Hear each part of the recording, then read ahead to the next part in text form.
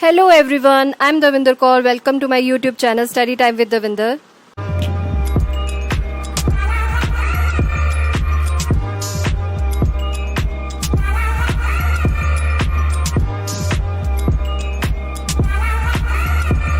Today we are going to start The Portrait of a Lady, written by Khushwant Singh, from the book Hornbill, Class 11. Let's begin the chapter. My grandmother, like everybody's grandmother, was an old woman. She had been old and wrinkled for the 20 years that I had known her. Means मेरी जो grand mother है, किन की grand mother? Khushwant Singh ji की grand mother है. वो सबकी grand mother की तरह ही ओल्ड वुमेन थी और वो इतनी ज्यादा बूढ़ी थी, उनके फेस पे झुर्रियां थी, रिंकल्ड थी. ठीक है. People said that she had once been young and pretty. लोग कहते हैं कि वो अपने टाइम पे बहुत यंग एंड प्रिटी हुआ करती थी एंड उनके हस्बैंड भी थे. But that was hard to believe. ये बिलीव करना मेरे लिए बहुत ही मुश्किल है कि खुशवंत सिंह जी कहते हैं कि मुझे बिलीव नहीं होता कि वो अपने टाइम पे इतनी यंग एंड प्रिटी हुआ करती थी. My grandfather's portrait hung above the mantelpiece in the drawing room. He wore a big turban and loose fitting clothes. यानी कि मेरे जो ग्रैंड फादर की जो पिक्चर है, पेंटिंग है, वो मेंटल पीस के ऊपर टंगी हुई थी. यानी कि mantelpiece means fireplace होती है, उसके ऊपर टंगी हुई थी. He wore a big turban and loose fitting clothes. उन्होंने बिग टर्बन पहनी हुई थी एंड लूज फिटिंग क्लोथ्स पहने हुए थे. His long white beard covered the best part of his chest and he looked at least 100 years old. यानी कि उनकी जो बहुत लंबी दाढ़ी थी जो कि चेस्ट के बेस्ट पार्ट को कवर किया हुआ था एंड एटलीस्ट वो 100 years old दिख रहे थे, वो बूढ़े दिख रहे थे. He did not look the sort of person who would have a wife or children. वो इस तरह नहीं दिख रहे थे जैसे कि जिनकी वाइफ होती है और चिल्ड्रन होते हैं, यानी यंग दिख रहे होते हैं. He looked as if he could only have lots and lots of grand children. वो इस तरह दिख रहे थे जैसे कि उनके बहुत सारे ग्रैंड चिल्ड्रन हो. As for my grandmother being young and pretty, जैसे कि मेरी जो ग्रैंड मदर है वो बहुत ही यंग एंड प्रिटी हुआ करती थी. The thought was almost revolting. ये जो थॉट है वो बिल्कुल अगेंस्ट है, मतलब मैं इस पे बिलीव नहीं कर सकता. रिवोल्टिंग मीन्स अगेंस्ट है, मैं इस पे बिलीव नहीं कर सकता. She often told us of the games she used to play as a child. और जब वो बचपन में खेला करती थी गेम, उसके बारे में बताते थे. And that seemed quite absurd and undignified. यानी कि वो मेरे लिए इंटरेस्टिंग नहीं लगता था on her part. And we treated it like the fables of the prophet she used to tell us. And जो प्रॉफिट होते थे उनकी स्टोरीज सुनाया करती थी. She had always been short and fat and slightly bent.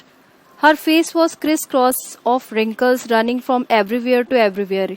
यानी कि वो फिजिकली बहुत शॉर्ट थी and fat and slightly bent in posture. उनकी जो बॉडी थी वो झुकी हुई थी. Her face had lots of wrinkles. यानी कि जो क्रिस क्रॉस लाइंस थी, इंटरसेक्टिंग लाइन थी, वो उनके फेस पर दिख रही थी. She seemed so old and she had been the same for the past 20 years. मतलब 20 years से वो बिल्कुल वैसे ही दिख रही हैं जैसे पहले दिखा करती थी. अकॉर्डिंग टू द ऑथर, यानी कि खुशवंत सिंह के according, she was beautiful but not pretty. She hobbled about the house in spotless white with one hand resting on her waist to balance her stoop and the other telling the beads of her rosary. Means she walked around the house in an awkward way, wearing spotless white clothes with beads of the rosary hanging from one hand and the other hand rested on her back for support. Her silver locks were scattered untidily over her pale, puckered face and her lips constantly moved in inaudible prayer. Yes, she was beautiful. She was like the winter landscape in the mountain, as an expanse of pure white serenity, breathing peace and contentment. This line is very important, जिसमें कि poet ने comparison किया हुआ है nature के साथ. This line is very important for 1 mark और 2 marks. So what is the meaning of these lines? मतलब she had silver coloured hair. जो दादी माँ थी उनके बाल कैसे थे? Silver coloured hair which was not neatly combed and was disorganised. मतलब बहुत ही बिखरे हुए बाल रहते थे उनके फेस पर. And she was constantly chanting prayers. जो कि सुनाई नहीं पड़ती थी उनकी प्रेयर, और उनके लिप्स जो थे वो हिलते रहते थे. He compares her to the winter landscape in the mountain which has a peaceful. My grandmother and I were good friends. My parents left me with her when they went to live in the city, and we were constantly together. She used to wake me up in the morning and get me ready for school. She said her morning prayer in a monotonous sing song while she bathed and dressed me, in the hope that I would listen and get to know it by heart. Means दादी माँ जो थी खुशवंत सिंह जी की, वो इस hope के साथ वो प्रेयर गाती थी कि इसे मैं सुनूंगा और याद कर लूंगा. लेकिन मैं इसलिए सुनता था क्योंकि उनकी आवाज़ मुझे पसंद थी, लेकिन मैंने कभी भी बॉदर नहीं किया, मैंने इसकी जो है परवाह नहीं करी. फिर भी after then what happened, so I listen because I loved her voice but never bother to learn it. Then she would fetch my wooden slate which had already washed and plastered with yellow chalk, a tiny earthen ink pot, and a red pen, tie them all in a bundle and hand it to me. Means जो उनकी grand mother थी खुशवंत सिंह जी की सारी चीज़ें जो थी वो ready रखती थी, और उनकी जो लकड़ी की जो स्लेट थी वो एकदम रेडी रखती थी. Ink pot and red pens उनके बंडल बनाकर उनको हैंड ओवर कर देती थी. After a breakfast of a thick stale chapati with a little butter and sugar spread on it, we went to school. She carried several stale chapatis with her for the village dogs. यानी कि जो बासी जो रोटियां होती थी उसमें हल्का सा बटर और शुगर स्प्रेड करके जो डॉग हैं विलेज डॉग्स उनको खिलाती थी. My grandmother always went to school with me because the school was attached to the temple. Temple attached होने की वजह से वो हमेशा दादी माँ उनको छोड़ने के लिए जाया करती थी. Priest taught us the alphabet and morning prayer. जो पुजारी होते थे उनको अल्फ़ाबेट सिखाते थे और मॉर्निंग प्रेयर सिखाते थे. While the children sat in rows on either side of the veranda singing the alphabet और the prayer in the chorus. My grandmother sat inside reading the scriptures. जो grandmother थी वो अंदर बैठ जाती थी और जो होली बुक्स थी सैक्रेड बुक्स थी उसको पढ़ती थी. When we had both finished we would walk back together. This time the village dogs would meet us at the temple door. Temple door पे वो जो विलेज डॉग्स थे वो मिलते थे, यानी कि उनको खाना खाना होता था. They followed us to our home growling and fighting with each other for the chapatis we threw to them. जो चपातीज उनके लिए हम डालते थे उनके लिए वे घुराते और लड़ते हुए आपस में हमारा पीछा करते थे. When my parents were comfortably settled in the city, they sent for us. That was a turning point in our friendship. यानी कि जब हमारे जो पेरेंट्स थे शहर में आके बस गए थे तो उन्होंने हमको बुलाने के लिए एक मैसेज सेंड किया था. ये हमारी जो फ्रेंडशिप का एक टर्निंग पॉइंट था. Although we shared the same room, my grandmother no longer came to school with me. I use to go to an English school in a motor bus. यानी कि अब city में ये लोग shift हो गए थे ग्रैंड मदर के साथ, तो अब दादी माँ जो थी वो अब स्कूल नहीं छोड़ पाती थी क्योंकि अब ये बस से जाते थे. There were no dogs in the street. अब कुछ ऐसा नहीं था कि कोई विलेज डॉग्स हों. And she took to feeding sparrows in the courtyard to our city house. अब इन्होंने स्पैरोज को, जो चिड़िया हैं, उनको फीड करना शुरू कर दिया था. As the years rolled by, we saw less of each other. For some time, she continued to wake me up and get me ready for school. कुछ टाइम तक तो हम एक दूसरे को मिल भी नहीं पाते थे, देख भी नहीं पाते थे. लेकिन दादी माँ ने मुझे स्कूल के लिए रेडी करना और सुबह जगाना जल्दी कंटिन्यू रखा. When I came back, she would ask me what the teacher had taught me. I would tell her English words and little things of Western science and learning, the law of gravity, Archimedes' principle, the world being round, etc. This made her unhappy. She could not help me with my lessons. In lesson में वो help भी नहीं कर पाती. She did not believe in the things they taught at the English school and was distressed that there were no teachings about God and scriptures, यानी कि God के बारे में और या सैक्रेड बुक के बारे में कुछ भी पढ़ाया नहीं जाता है. सो इस चीज़ों के बारे में बहुत ज़्यादा डिस्टर्ब रहती थी, डिसअपॉइंट रहती थी, और वो ये कहती थी भले लोगों के लिए ये नहीं है, ये भिखारियों के लिए रह गई है ये सब life. So she said nothing but her silence meant disapproval, मतलब वो अप्रूव नहीं करती थी इसे, और हमारे बीच में कभी कभी बात हो पाती थी. Okay, so now next paragraph. What is in the next paragraph?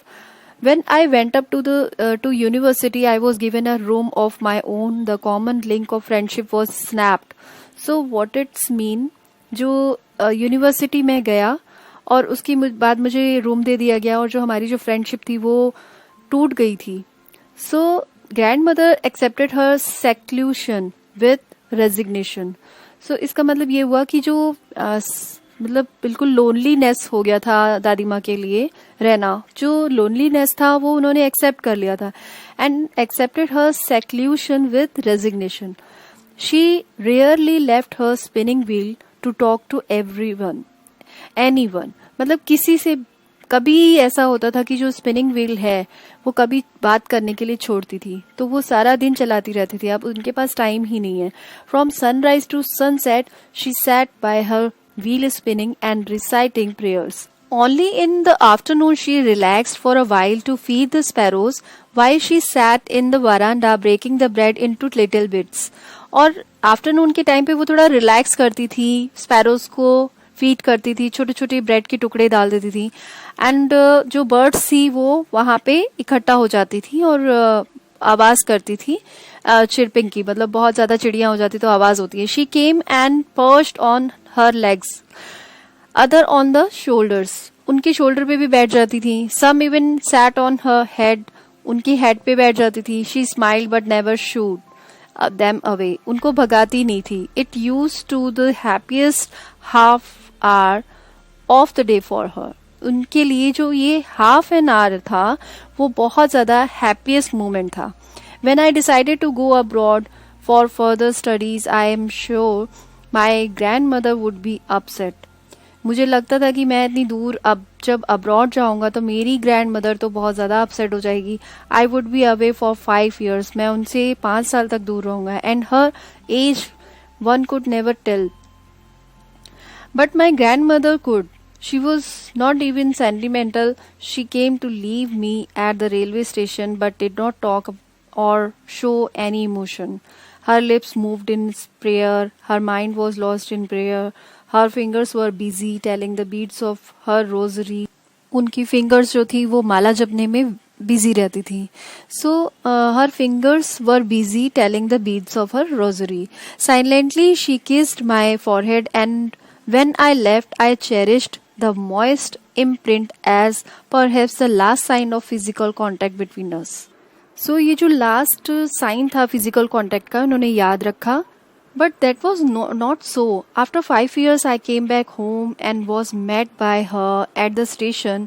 She did not look a day older. She still had no time for words and while she clasped me in her arms she could hear her reciting her prayers. Means ऐसा कुछ नहीं था कि 5 years के बाद जब मैं घर वापस आया और उनसे स्टेशन पर मुलाकात करी और एक दिन भी वो ज़्यादा बूढ़ी नहीं दिखती थी तो उनके पास कुछ कहने के लिए कुछ भी मतलब टाइम नहीं था उनके पास बात करने के लिए.